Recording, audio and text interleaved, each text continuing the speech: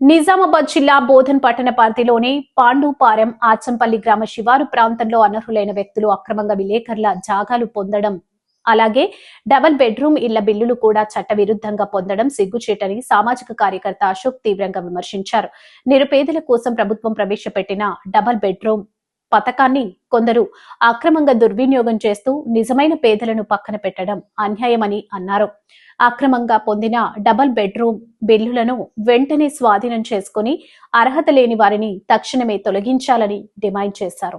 ఈ వ్యవహారంపై బోధన్ ఎమ్మెల్యే సుదర్శన్ రెడ్డి ప్రత్యేకంగా దృష్టి సారించి ఎలాంటి ఒత్తిడులకు లోను కాకుండా కఠిన చర్యలు తీసుకోవాలని కోరారు. అర్హులైన నిరుపేద రిపోర్టర్లు పేద కుటుంబాలకు డబుల్ బెడ్రూమ్ ఇల్లు కేటాయించి న్యాయం చేయాల్సిన బాధ్యత ప్రభుత్వానిదేనని అశోక్ స్పష్టం చేశారు.